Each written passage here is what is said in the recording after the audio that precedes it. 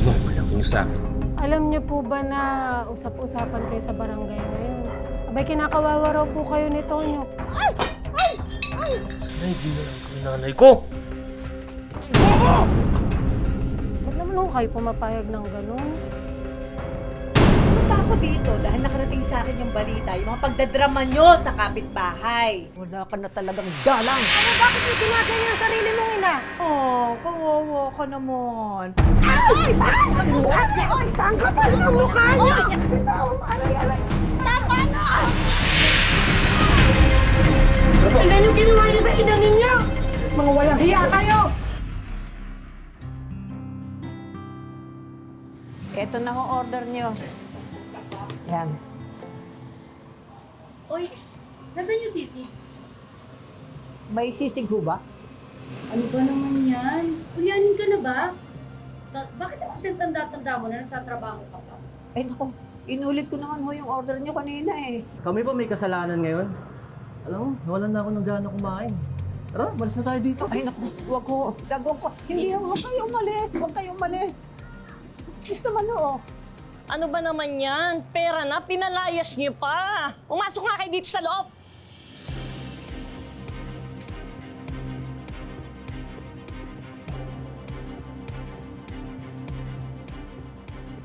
Ano? Nagpapaliwanag naman ho kasi ako eh. Kaya lang biglang umalis. Hindi na uulit. Halika nga dito.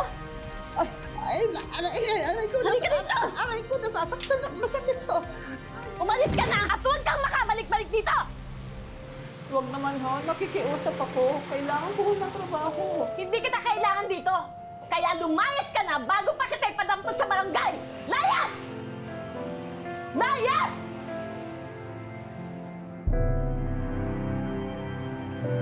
Uy, saan? Huh?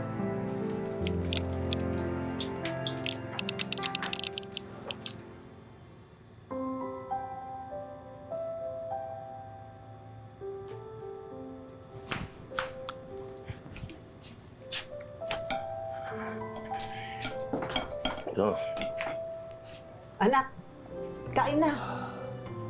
Ay.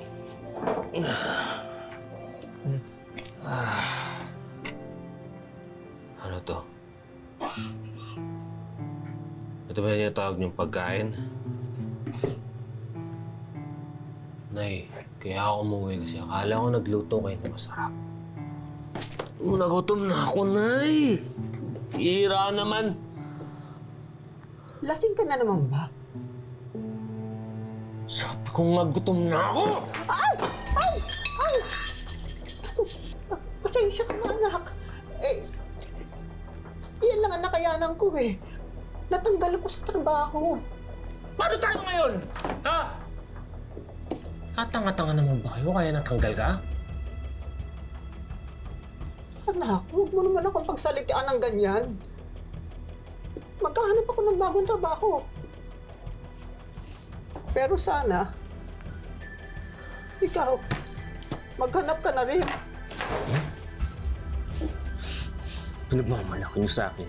Kayo may trabaho, ako wala. Di ba obligasyon na yun, di ba? Pakainin ako kasi anak na niyo ako. Ha? Gutom na ako tapos pinapailit na ba ulo ko? Sige, magnanakaw na lang ako. Lalabas na lang ako. Hindi na ako maghanap ng trabaho, ha? Bobo!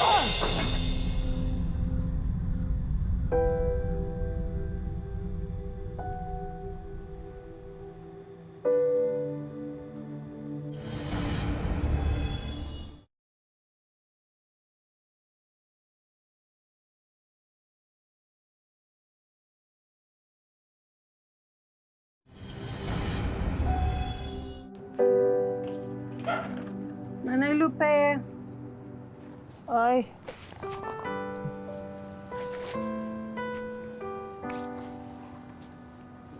Salamat ha. Alam mo naman eh, kailangan ko kasi ang pagkakakitaan eh. Kaya naglalabada ako ulit.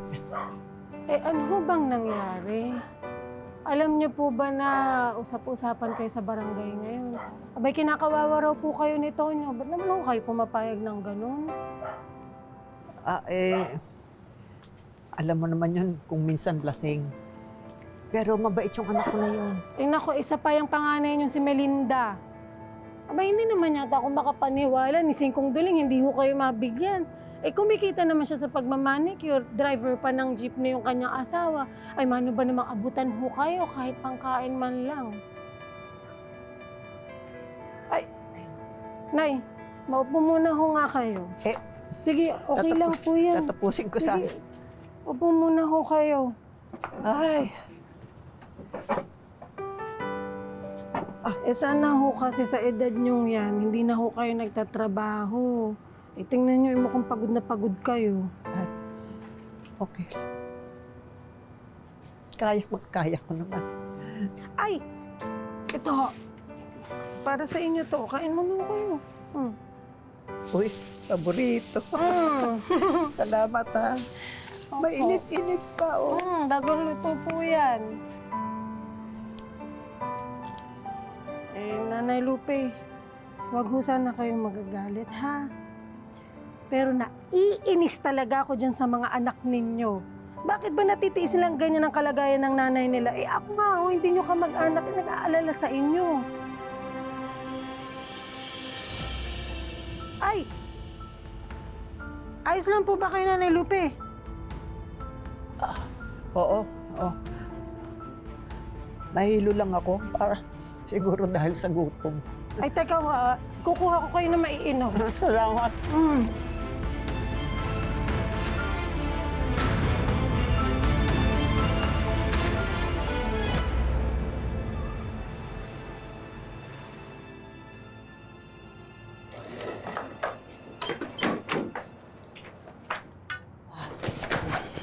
Ay, naku anak, mabuting dumalaw ka.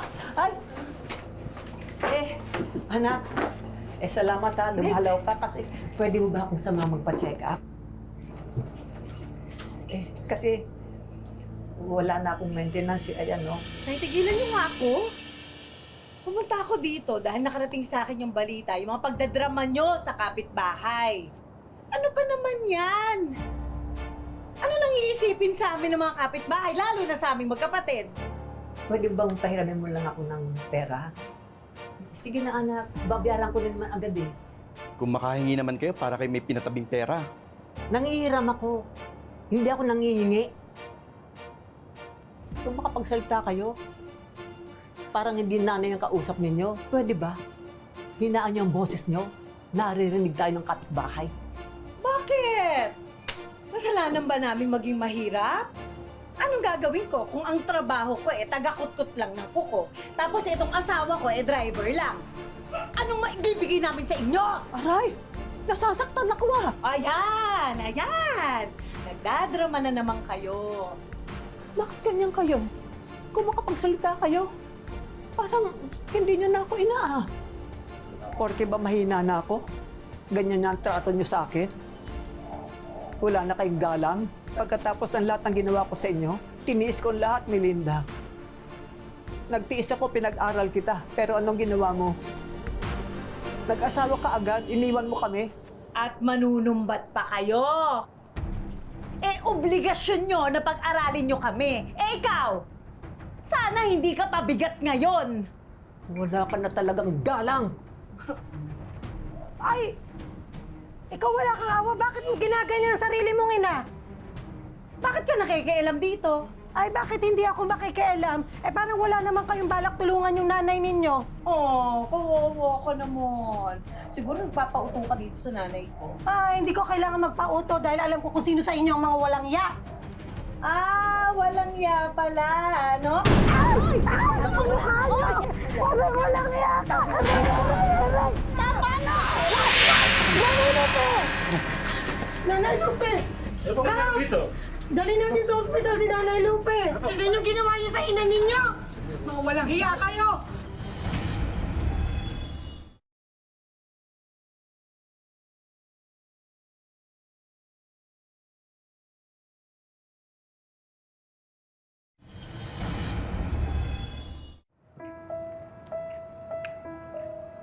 Te, Oh. May bili ka? nako, paborito to ni Nanay Lupe, lalo na ang turon. Dinalaw na ba siya ng mga pasaway niyang mga anak? Nako, hindi pa nga. Papunta ako sa kanya ngayon. Pinangutang ko na yung pambayad sa ospital para makalabas na siya. Akala nga namin inatake na siya eh. Marami sa mga kapitbahay natin dito na naawa sa kanya. Naku, pakisabi ha. Salamat ka mo sa concern nila.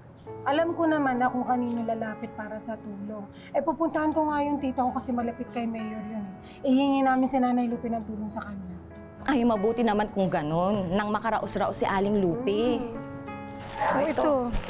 Oh. Ay, wag na, hindi na. Pandagdag mo na lang yan sa pambayad sa ospital. Pakisabi magpagaling siya. Ah, thank you, te. Walang anuman. Tutuwa yun si Nanay Lupe. Oh, kumusta mo ako sa kanya? Sige, makakarating. Thank you, ha. Sige.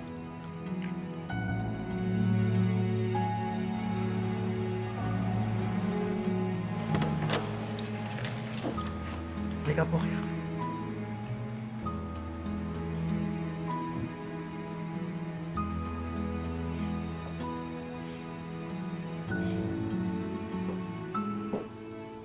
Ano ho ito, Mayor? Bakit to tayo nandito? Ang bahay na to ang magiging bagong bahay mo, Aling Lupe. Ho, wala ho akong pambabayad sa bahay na ito. Tsaka, maski na renta ho, wala akong ibabayad. Wala ko kayong kailangang bayaran. Ho? At hindi lang po yun. Ito po. Ano ho ito?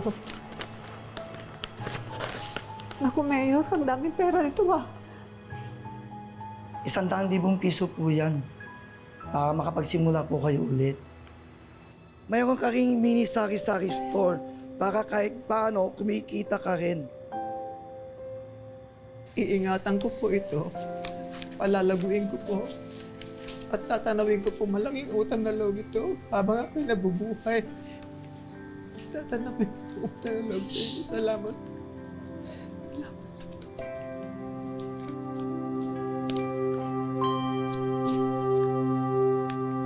O, sa susunod, magpa-cutics ka ulit, ha? Naman. Ano naman hindi inaabot ang pagkasira ng cutics yung kuko mo? Ano ka ba naman? Walang time. Ano naman yun? Peace. Naku, ikaw pa. O, busy ka. O, di marami kang pera. Ano naman? Melinda, ano na? Di ba sabi mo ngayon ang pangako mo na magbabayad? Aling Shoni, nakikiusap naman ako sa inyo. Bigyan niyo pa ako kahit 2 araw lang. 1 buwan pa lang naman ako hindi nakakabayad sa inyo. Bigyan mo naman ako. Huwag niyo naman akong gipitin na ganito. May customer ako. Siguraduhin mo ha. Kung hindi, ipahahatak ko ang jeep ninyo. Pasensyahan tayo. Sige ho.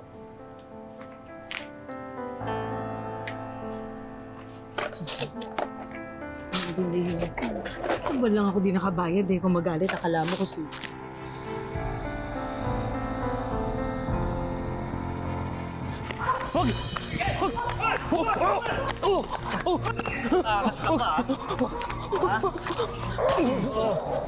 Lumayara ko!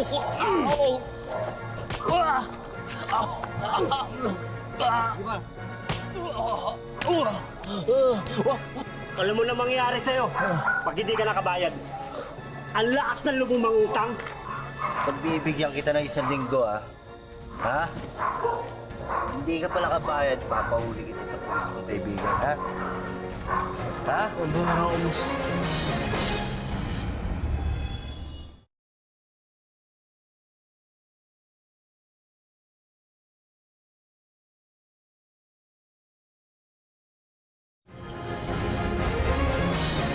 Mga anak, ito sukli nyo ha.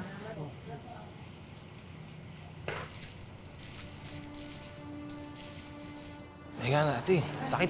Mga anak, anong ginagawa nyo rito? Tonyo, ano nangyari sa'yo? Ha? Kayo tong di umuwi ngayon, magtatanong-tanong kayo.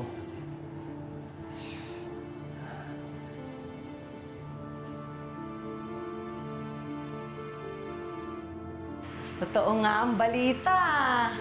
Talo niyo pa ang nanalo sa loto. May bahay, may pera, may pangkabuhayan showcase. At alam ko na kung magkano na mong pera. Ambunan niyo naman kami.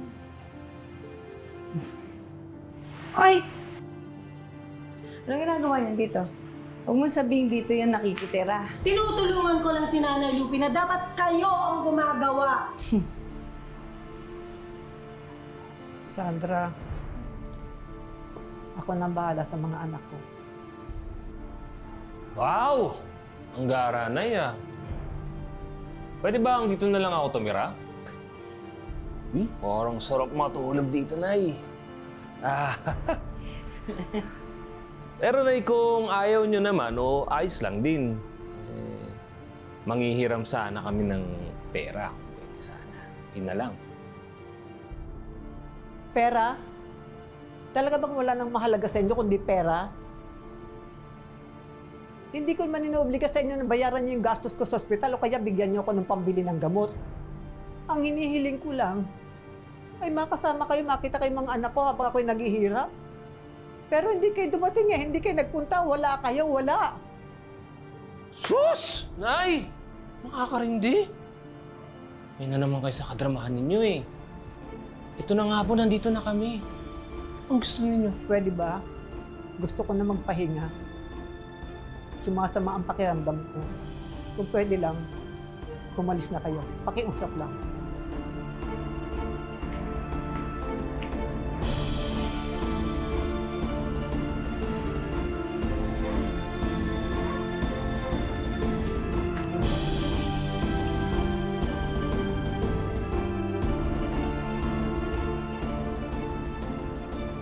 Ano ba yan ate?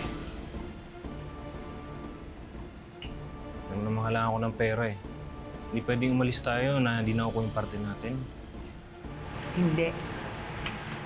Hindi talaga ako papayag. Kailangan ko din ng pera. Babalik tayo dito. Buwisit kasi yung Sandra na yan eh. Ang nanunulsol kay nanay eh. Kapaingay. Bilisan lang natin. Dapat hindi niya tayo makita. Pag nakuha natin yung pera, sumipat na tayo. Ay, hindi ka na. Sa may kwarto. Baka magising. Hindi ka na. Hindi.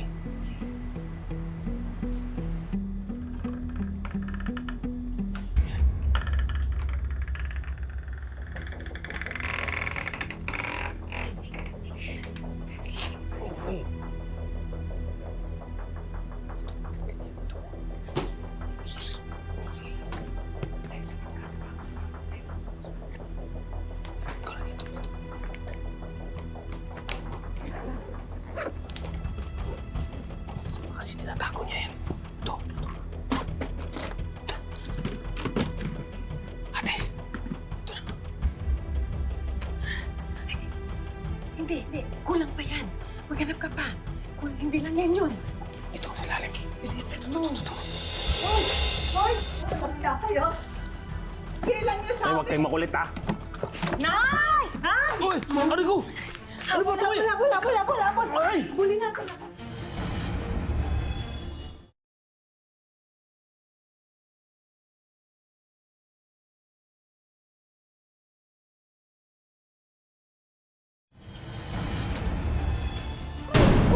Bitawan niyo nga ako na aray! Nasasaktan ako! Bakit kasi hindi nilang kusang loob na tulungan mo kami? Aray! Nay, gipit lang kami. Tulungan mo kami. Ay! Anong ginagawa niyo sa matanda? Magdanakaw kayo, no? Di. Ninanakawan niyo yung matanda. Di. Nanay namin to. Nanay namin to. Bakit kami magnanakaw? Nanay niyo, bakit umiiyak at ayaw sumama sa inyo? Na! Di. Nay, may sabihin mo nga, Nay. Sumama na lang kayo sa amin. Kayong dalawa. May sabihin mo. Sumama na kayo. Ay, naku! Wala akong ginagawa. Tara, Sige, dali nila. Wala nga, hindi mo lang ginagawa. Kayo dun, ma'am. Ito na. Nay. Nay! Nay.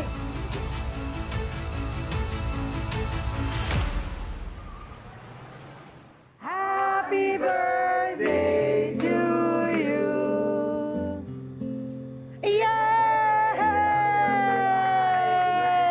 Salamat sa inyo lahat. Ang babait niyo talaga sa akin. Mahal na mahal niyo ako. no? Opo. Ano ang hiling mo sa birthday mo?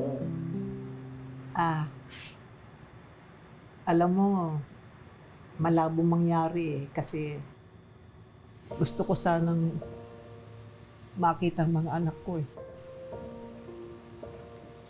Namimiss ko na rin sila. Gusto ko silang makasama. Gusto ko silang makita. Sige na nga. Kain na kayo, kain na kayo. kain na po, Oh, sige kain na po.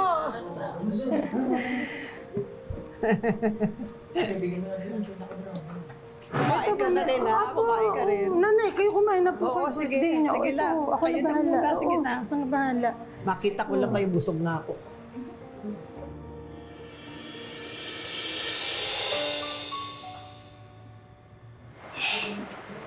Sandra, okay lang bang makausap namin si nanay?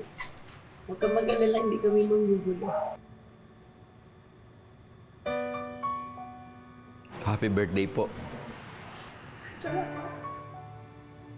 Nay, happy birthday po. Nagdala po kami pansit. Pero ito yung pansit na niluluto niyo po nung bata pa po kami pag birthday namin. Salamat, anak. Happy birthday, Nay. Salamat, anak.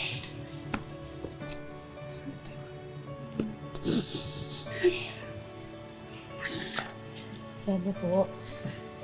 Sana mapatawad niyo po kami. Ang tagal ko kayong hinintay. Natagalan po kami kasi nahihiya kami sa inyo. Para makabawi po. Inayos na rin po namin yung buhay namin. Mas may trabaho na po ako, Nay. Hindi na po ako pasaway. Hindi na ako umiinom. Mahal po namin kayo, Nay. Mahal ko kayo. Malayong-malayo na po yung buhay namin ngayon sa buhay namin noon. Nangako, Nay. Aalagaan namin kayo. Babawi kami sa inyo. Pangako.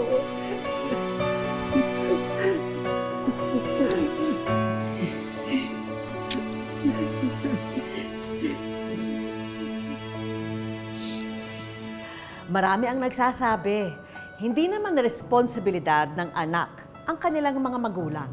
Pero sana, kahit pa mahirap ang buhay, ay huwag nating kalimutan na supplian sila kahit sa maliit na paraan. Pisikal na pananakit at masasamang salita, sariling anak din mismo ang nagparanas nito sa 72 taong gulang na si Nanay Teresita. Kahit anong hirap ko dating maliit pa sila, maglabandera ako para lang mabuhay sila. Sobrang sakit. Pero ang inaano ko lang, dasal na lang ako ng dasal sa Diyos. Ang sanhi ng mga alitan ay nag-ugat daw sa mga chismis ng dating katulong ng anak ni Nanay Teresita. Tiniis ni Nanay Teresita ang pagmamalupit ng kanyang anak na babae alang-alang sa apo na may espesyal na pangangailangan na napamahal na sa kanya. Normal lang ang alaga ko sa kanya. Hindi ko siya iniisip na special child siya, hindi. Umabot ang kanilang gulo sa pagpapalayas kay Nanay Teresita ng anak niya. Uuwi na lang ako sa Cebu.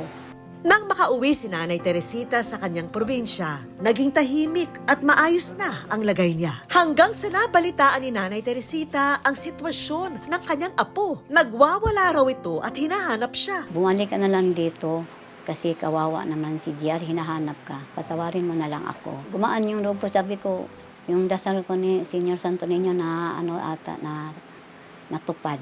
Ito na rin ang nagbigay daan sa pagkakaayos ng mag-ina at muling pagsasama nila sa iisang tahanan. Mahalaga sa akin na meron kaming patawaran sa isa't isa kasi may mga anak din mo ako, nanay din po ako.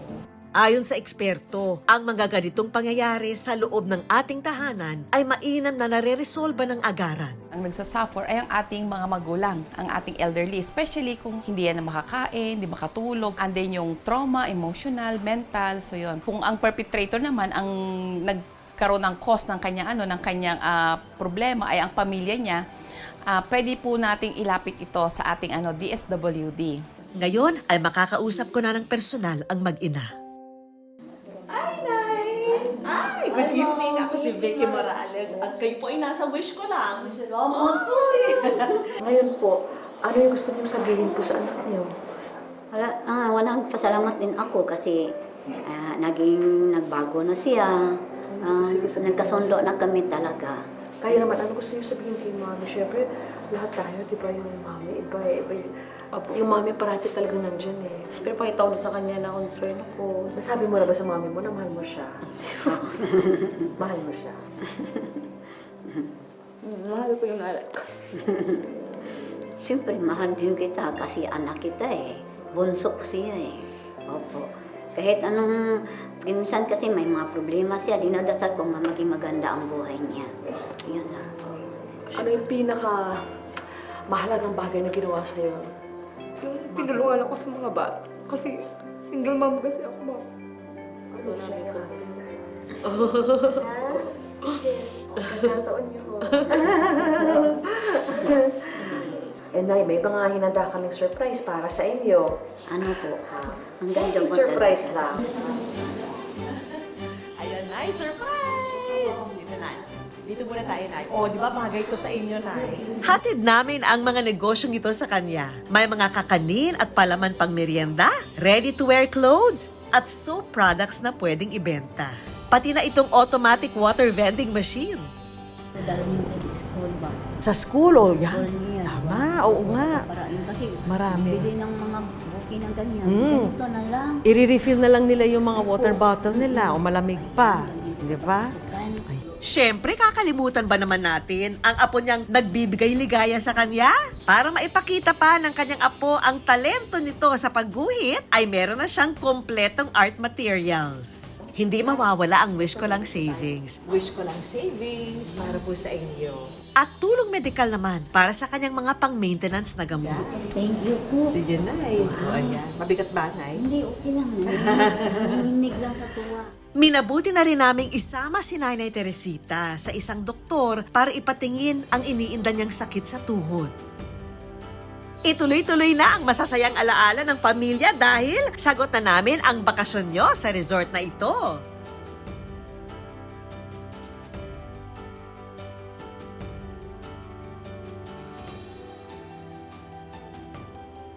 Iiwan namin sa mag-ina ang gold necklace na ito bilang tanda ng tunay at matibay na pagmamahal nila sa isa't isa. Mga kapuso, lagi po nating tatandaan, hanggat hindi tayo napapagod, humiling at maniwala, hindi tayo mapapagod lumaban sa buhay. Ako po si Vicky Morales at ito po ang Wish Ko Lang.